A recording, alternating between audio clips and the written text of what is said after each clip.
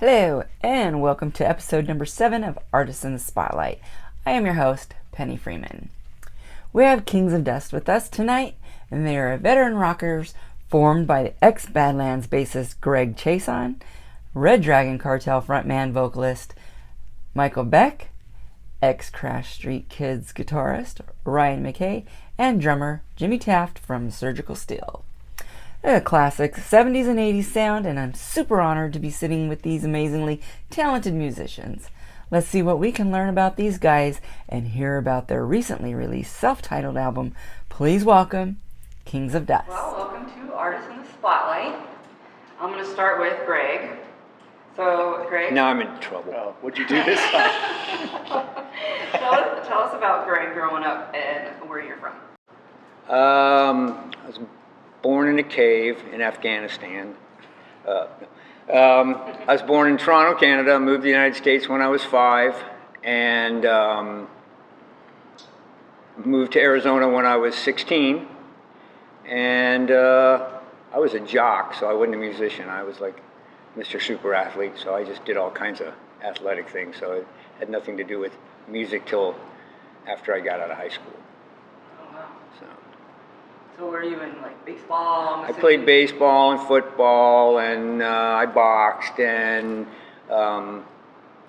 wrestled for a short 7 matches till I punched a guy after the match and got kicked off the wrestling team. That's not part of wrestling. Well, I thought it was. I thought he cheated. It's not for me. And played soccer, and I did just. That was my whole world. I wanted to be a professional baseball player. And then when my senior year of high school ended, which I had a lot of trouble in high school academically, among other things. It's hard to believe. I know. That is so out of character. I know. That's what I kept telling the principal. What do you mean I'm suspended again? It's not my fault. And then you punched the principal. Well, He wrestled him. Oh, I did get in trouble for that. But after I got out of high school, I had offers to go to college to play baseball, but I really had no interest in going to college because I had so much trouble academically. He's not really university material. That's correct. So some guy said, "Hey, you want to?" They said, "If you buy a bass, you can be in our band." And I went, I never had even considered being a musician. And so I went to the pawn shop and bought a $40 bass, and they had an amp. And after the first rehearsal where I didn't know anything and we played part of a song, I said, "This is it. I'm going to be a musician. Just like this. And I'm going to be famous someday." And so that's how I became a musician. I found out later, I asked them about 6 months later, I said, "Why did you even ask me?" And they were a couple years younger than me, and they said, "Well, some of the older guys kept picking on us because they had long hair, and we figured if we got you in the band, because I was like kind of the neighborhood thug, that would stop." And I said, "Did it work?" They said, "Yeah." I said, "Okay, well, let's play." So I became became a musician out of kind of the weirdest sort of not musician way that I can think of. That's why we got him, too. Yeah. They're always picking on Michael, and especially Ryan, because look at those blonde Beautiful locks. hair. Yes. Beautiful curls. Uh-huh. Doesn't he look like Charlie Brown, kind of? Oh. Charlie Brown.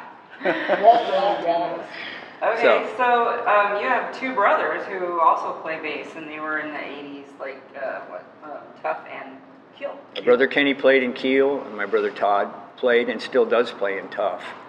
And I had 3 other brothers as well. So, Wow. But Todd, Kenny, and I are the musicians of the family. I corrupted them. Yeah. I done ruinated them. They play bass also. They do.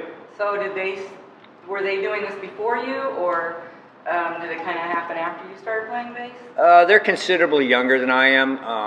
My brother Kenny's 35 years younger than me, and Todd is 50 years younger. No. So, Kenny's 10 years younger, and Todd's like 12 years younger. So I played, and then Kenny would come and kind of help me move my equipment when he was in high school. And then so for his graduation present, I gave him a bass. And my parents were thrilled. Oh, And then Todd kind of became a musician because he was like a big Kiss fanatic. And so that when he was little, they would dress up and do fake Kiss shows. And so it was kind of a natural transition for him to become a musician. So he just kind of became a musician by default. kind of naturally and became a bass player because his best friend was a guitar player, George, the original guitar player in Tough. So I didn't really have much input in Todd's playing other than he knew I played. But Kenny, I had a lot of influence on Kenny. I helped him get in keel and helped him. Kenny had a record deal when you don't even play in the bass for a year. Wow. So he kind of learned it. Talk about on-the-job training. He definitely had. Kenny's a good bass player. Yeah. I played with Kenny in a band when I first moved to Phoenix. Wow. Yeah. This was supposed to be my time. Haven't you done an interview? Haven't you Can't had you enough time? shut up? He's a singer. Oh, never mind. Yeah. What do you expect? My bad. Well, you know what I noticed Mm. is that your brother Todd went to the same high school as us. Apollo. No, Deer Valley. What That's Mitch. Huh? Mitch went to Deer Valley. On Todd's Facebook, it shows that he went to Deer Valley. Yeah, well, Todd's a known liar. Yeah. Sorry, Todd. Okay. No, Todd went to Apollo, and I think he only did two years. And then my family moved, and I don't think Todd ever went to Deer Valley. I didn't live at home by then. I was in prison. No. I was going to say, you referred to the high school as he did 2 years. He did 2 years. Well, trust me, for Todd, it was a 2-year hitch. Todd never really had much interest in high school. He wanted to be a musician.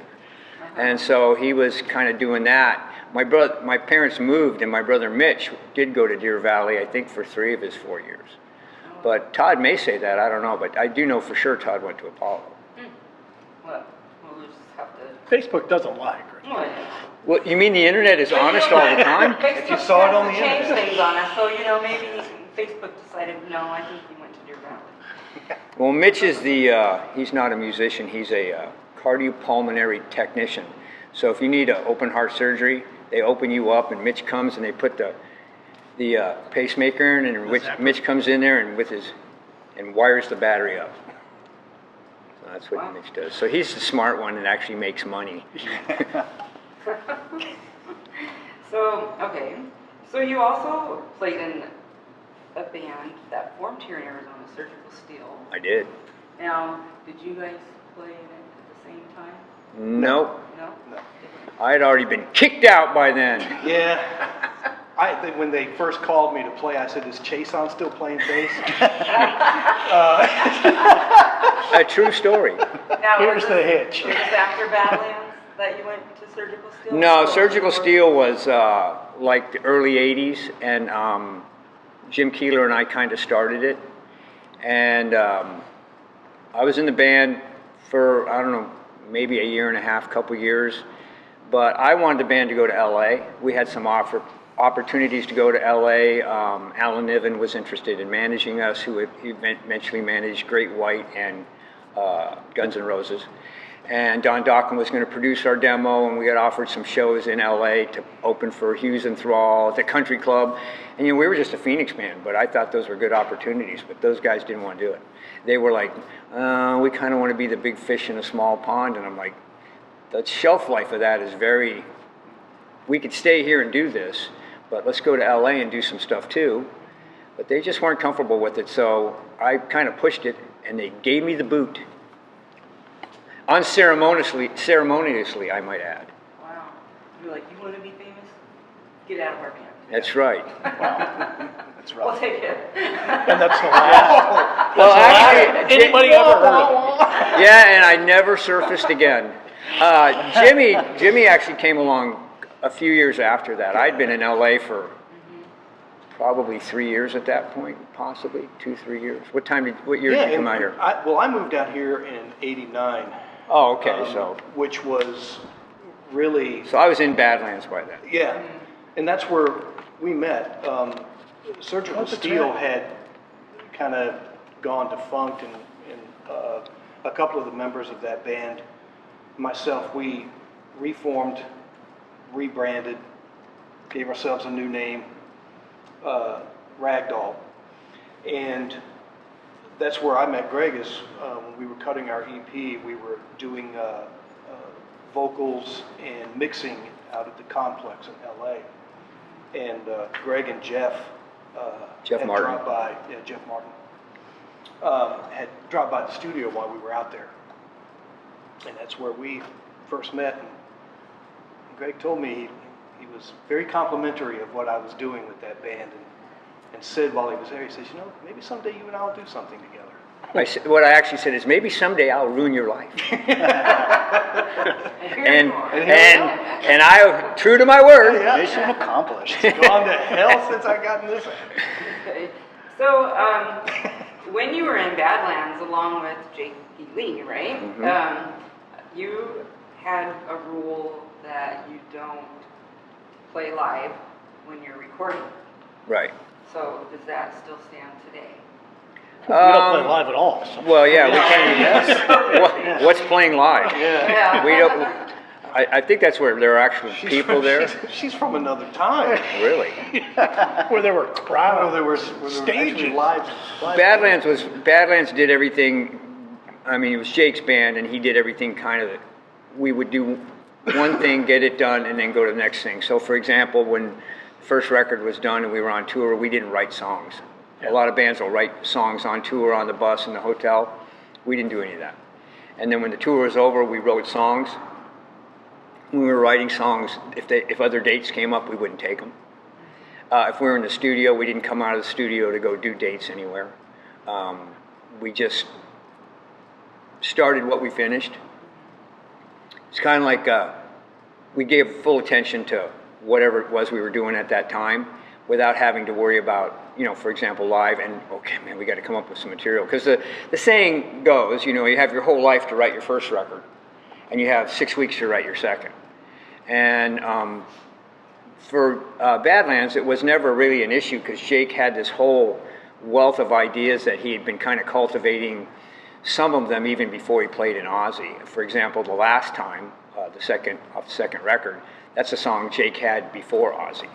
And so he had all these ideas that he kind of just stored away in his memory bank somewhere. And then when we started writing material, I mean, we wrote 30 plus songs for the first record. So when it came time to write the second one, we didn't feel like we were under the gun at all. Now, Atlantic may not have been too happy with it, but true to form, we couldn't have given a crap what they thought either. We just did what we did, and we were happy with what we did. And they wanted something different, but I believe our opinion was, and we did what we wanted, and which is probably why they didn't like us. And after Badlands, you moved back to Arizona. I did. And why did you come back here? My in-laws were here and my parents were here. My son was born. He was a couple years old, and I wanted him to be around my parents. On the last Badlands tour, my son had just been born. We went on tour for 8 or 9 months, and I kind of made a conscious decision that I wanted to kind of put that part of my career on hold and raise my kid. And now I ended up having 2 kids. And I don't regret that. I mean, I thought that was the correct decision at the time, because a lot of my friends had kids and spent all their time on the road and didn't really get to, enjoy the different phases of their kids' childhood. So that was a very important thing to me. I always wanted to be a dad. So it was hard in one way to give up something like Badlands, because at that point, Jake and I were the only ones left, and we were talking about doing something else. But I wanted to move back here, and he was kind of concerned, well, how's that going to work if I'm in LA and you're here? I said, I'll come out. And, we actually kind of thought that would happen, and then we just kind of both took 2 separate paths. He kind of did a couple other different things, the Wicked Alliance thing and some other stuff, and I kind of came here and became dad. So, we eventually hooked up again in 2014, but, he made the decision to do what he wanted, and I made the decision to do what I wanted. So 2014, is that when you guys hooked up to do Red Dragon Cartel? That's when he asked me to do a show at the Marquee in Tempe with Red Dragon. They had a bass player they weren't happy with. And so I agreed to do the show. We rehearsed it at Michael's studio. and rehearsed for 3 days. Him and I had not played together since like 93 or 94, whatever it was, a long time. And the first time we played together again was just like it was the next day. It was pretty cool. It's like we hadn't missed a beat. He came in, the way Jake always did stuff is he would come in, not say much, and just start playing a riff. And everyone would kind of hop in, and we would jam on whatever that was for however long that was. And that's what we did. We went to Beck's studio. He came in. We hadn't seen each other in a while. We hugged and said hello. He started playing a riff. We played for about 40 minutes straight. He went through all different, iterations of that riff, different time changes and all this stuff. And the cool part, we played for that time, and it was friggin' loud. Oh. And he said to me afterwards, he goes, "Now that's jamming." Because I think with the bass player he had, they couldn't do that. But They were just playing the material. Jake and I have a chemistry where he kind of goes one way and I can follow that, and then I might go one way and he'd follow that. It's not unlike what we do here. I have the same chemistry with these guys, which makes this so enjoyable, where I can come in with an idea, or Ryan can, and we can just expand on that idea for, God, as long as we want. And so it's always kind of fun to approach music that way. So then you left. well, I did the tour, and at the end of 2014, but I had been sick the whole time, which is unlike me, because even though I became a musician, I still kind of followed my athletic activities. I was still working out and playing ball and lifting weights and doing all that stuff, but I don't smoke, I don't drink, I don't do drugs, I've never done any of that. And all of a sudden I'm sick all the time on this tour, which is not like me. So by the time the spring of 2015 came along, I was diagnosed with cancer. So I had to call Jake up and say, look, I can't do, I'd already told him I couldn't do the tour, and I knew I was sick, I just didn't know what it was, and I didn't want to tell him what it was till I knew. So I just kind of quit, because they were going on tour, and I wanted them to have an opportunity to find a bass player and a singer also. They were looking for a singer at that point too. I wanted them to have the opportunity to find one before I found, I had a feeling I had cancer.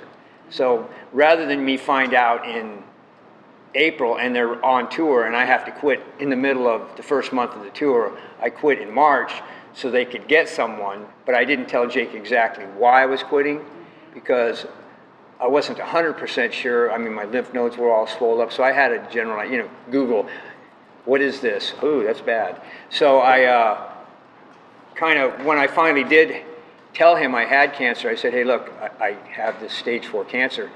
And he said, are you joking? He thought I was just fooling around. I said, no. And so he actually hung up. Mm-hmm. Then he called back and he said, you're serious, right? And I said, yeah. I said, that's why I'm out. Because I said, if I wouldn't have even got checked out till the tour was going till October. So I'd have been in there from April till October. Well, by then, when they did find my cancer, they gave me 8 months to live then. So I wouldn't even bother checking it out. I would have did the whole tour sick as long as I could, and then it would have been terminal. So these guys would not be able to enjoy my wonderful company and musicality. And we wouldn't be sitting here. I know. wouldn't be here today. And it would be everyone's loss. Yes. There. Yes, thank You're welcome. Damn. God. So that's why I did it that way. And then in the interim, they were looking for a singer. I recommended Michael. And I don't know, it's hard for me to say what would have been different had I stayed in the band, but we would have had opportunity to play together with Jake, which I'm sure would have been fun. Yeah. So, That was interesting. yeah. So then I took basically, 3.5 years off. Michael and I'd had this band for, well, at this point now, almost 8 years, coming up on So 8 years. before Red Dragon Cartel, Yeah, before we were Red already Dragon. writing For this. for this. We had different players. We didn't have We didn't have this Haggis, lineup. and we didn't have Lefty. But so we'd been writing songs, and we had different kind of stupid names: Prehistoric Steamroller, Deep Black Lead. We had no idea what we were doing with it. We just liked writing together. We kind of clicked, him and I. And so we thought, at the time of Red Dragon, I met Ryan. We brought Ryan into the band, and so that was kind of the three of us, but we were still kind of on the drummer search. Well, then I did Red Dragon, which the idea was for us to keep doing Kings of Dust, regardless of Red Dragon. I would have done Red Dragon. If I was in Red Dragon right now, if I had stayed in the band and hadn't got sick, I'd still have done Kings of Dust. So it's just, we like the material, we like working together, the camaraderie and the chemistry is right. So once I got sick, we put everything on hold. And I said, I don't want to think about anything other than getting better. And then once I got better, then cancer treatment takes a lot out of you. I went from 195 to 121. So I went from like a big buffed out dude to a 90-year-old man in 4 months. So I didn't want any kind of pressure to do anything else. And so I started running Bizarre Guitar here where we are at. And I just kept telling these guys, I'll let you know when I'm ready. And Beck would call, we would talk, and every few months he'd say, are you ready yet? And I'd say, not yet. And then, he kept doing it, poking me.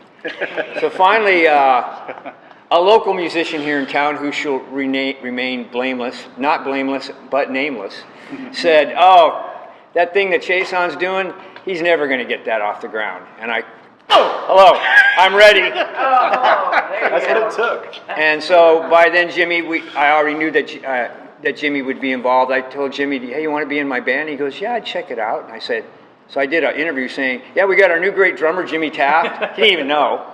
And at the time, That's how you're in the band. he found out in an interview. I ran into him at a I club. didn't even know I was in the band until the interview. He never even played with us. We showed up at a club, and Greg was there, and Jimmy was there, and Greg goes, yeah, here's your new drummer. Yeah. Here's the guitar player. It's like, cool. how long have we been together? When we met. When you and We went to a benefit show for a friend of all of ours who had passed away. Mikey Bones. Mikey Bones. That's right. What an amazing guy. What a character.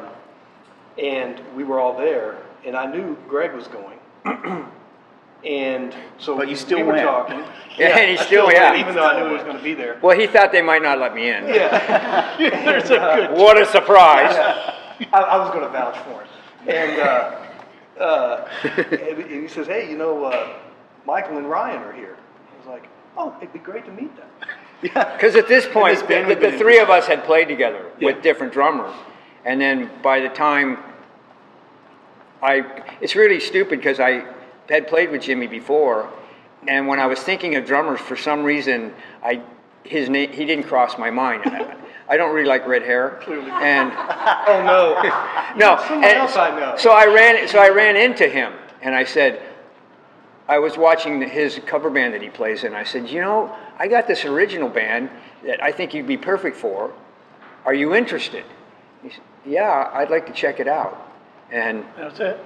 so that was it. I decided that, okay, this is going to be the four guys, and then the rest is history. History. all right, so musically you're pretty talented. You play guitar I am. I mean, thanks. and bass Oh, my. and drums. Yeah. Wow. And before cancer, I could actually sing like a bird. You Now did a solo album. I did.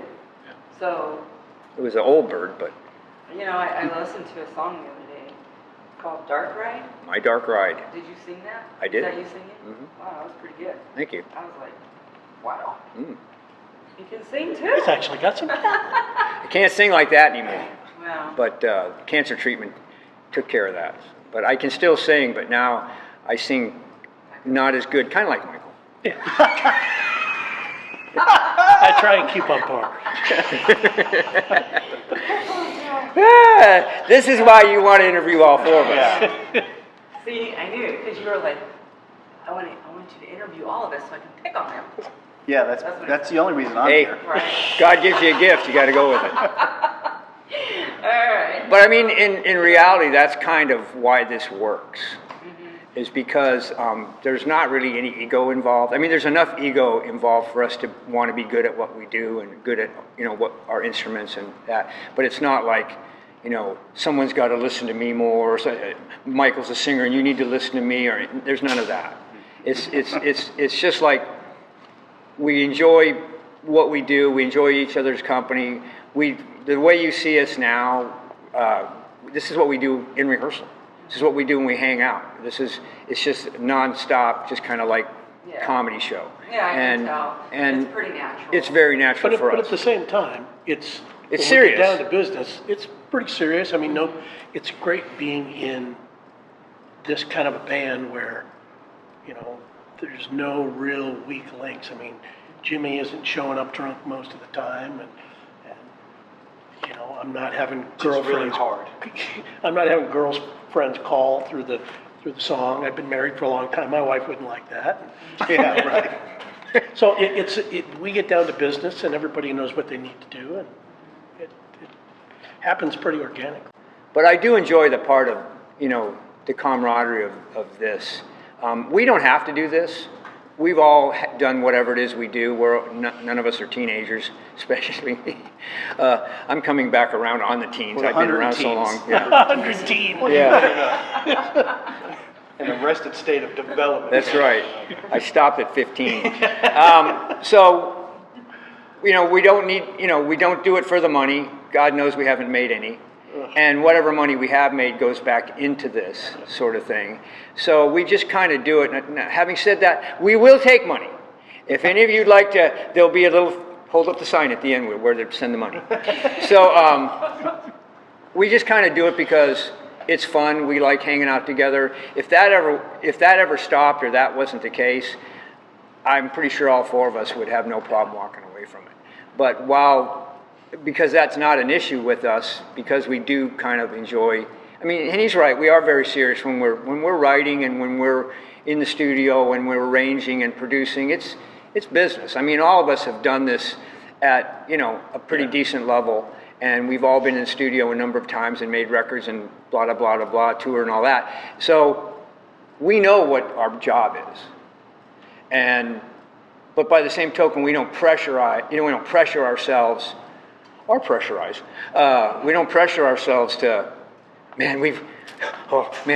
we just kind of do our thing, and that's one of the things that's very similar to how Badlands was done, is we just did what we did, and if people liked it, great, and if they didn't, they would move on to whatever it is they were looking for, and that's the way we approach it. Our record's different than a lot of other people's records. As a matter of fact, it's different than just about anything out there, because while a lot of bands kind of do a 70s sort of bent, which we did, we actually tried to make it sound like a 70s record sonically as well. So we were kind of going for that 70s production, as well as the longer arrangements of the songs and the longer solos and the musicality of it. So while most bands are trying to still cover that in a 3 and a 3.5 minute song, we're like, yeah, if 3.5 minutes is good, 5 must be better. So we just kind of still approach that kind of whatever works for us, and we have a good yuck along the way. So it's a pretty good. It's a good group. Even in a 5-minute song, I mean, and because we always look at it objectively. Is there anything we can cut out? And there really isn't. There's We left his vocals in anyway. Every piece kind of feeds into each other for a reason. There's a reason for every part of the song that's in there. So to everything. Oh no. That's good to say. Yeah. I just proved it. I just proved it right now. So one last question for you. Yeah. So now you're running Bizarre Guitars and Drum. Correct. How did that come about? Bob Turner, who started this store in 1976, he and I had been friends since probably 78. And played in bands together in Phoenix. We played in a band called Sluggo, and we played in a number of bands. Brilliant guitar player at different times of my life, my best friend from different times of my life. And when I got sick, I kind of just got off the grid pretty much. Well, Bob is also going through some physical issues as well. And on September 28th, almost 5 years ago next week, he passed away from just a myriad of problems. Wow. And his widow, Susan Alexander, and I are very good friends as well. They've been together over over 30 years. And so she was kind of keeping me updated on what was going on with his medical thing while I was dealing with mine. And the plan was when I got over my cancer, I would come and visit him down here at the store. I live less than a mile from here. And before that happened, my last cancer treatment was October 4th, 2015. He died on the 28th. So she called me, or I called her and said, if you need any help kind of getting things in order, I'll help you with that. And she said, actually, in his will, he wanted to know if something happened to him, would you run the store for him? Because I'd worked in the store for like 9 years on 3 separate occasions. And so I said, man, I had just finished cancer treatment on the 4th, and I didn't really have anything to do. I was going to wait till the spring of 2016 and start teaching little kids how to play baseball, which was my other job. And I said, yeah, I'll do it. And the plan was we would do it for 5 years. And we just re-signed the lease here for another 3 years. So business has been good. Gives me something to do. I like, obviously I'm a musician. I like being around the gear and other musicians. Ryan works in here with me. And he is the face of the franchise. Look at that. Isn't he adorable? Oh, sorry. And so, guys come in here that play, and we get to be around that. We get to sell the gear. We get to rehearse here in the store. We get to do this here in the store. Susan lives out of state. She kind of trusts me to run this place for her.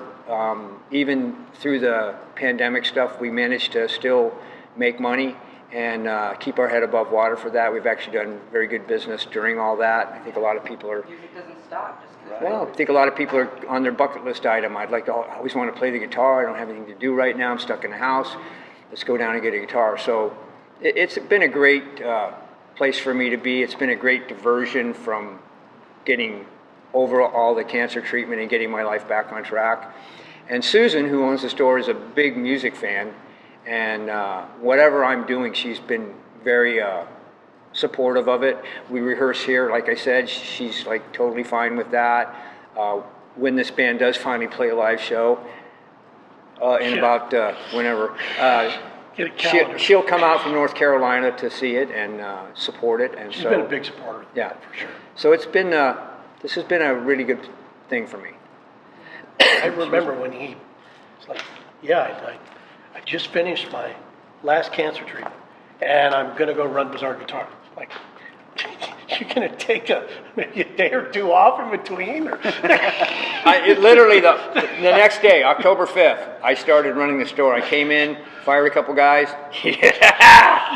and I worked here for 39 straight days. I came in for 39 straight days to try to get the place back in order, because during the last part of Bob's life, things weren't kind of being done the way he had wanted them. He was having some issues of his own, so he kind of wasn't paying attention. So I got everything back in order the way that he had it originally, and then threw in some of my own ideas. It's really odd that someone would ever say to you, I worked here before, and I never once thought, someday if I'm managing this store, here's what I'm going to do. And then out of the blue, will you manage the store? Yeah. So, and it's funny because I didn't know how to run this store. I didn't know, even though I'd worked here and managed it, Bob was here and he did everything. So managing meant you were just out here on the floor and kind of running the floor. All of a sudden, I'm in charge of everything. It's like someone took a big pile of papers and threw them on my desk and said, okay, you have Bizarre Guitar, figure out how to make it work. This is called a ledger. Where's page 1? Yeah, so it's been a interesting experience, and it's been a great journey for us, for me and my family, and also, like I said, we're here a lot, and Ryan's hardly ever here. Me? Yeah. But when Greg offered me the job, I said, it sounds great. Which days don't you work? That's what I'd like to do. I'll be there that day. It's funny because Ryan says every day we'll have some kind of stupid conversation, and he'll say, when are you leaving? You're leaving early today, right? And then I tell promised. one of the other guys, I tell Jerry or Donnie, here, hold my watch. All right, so Ryan, how long have you been playing the guitar?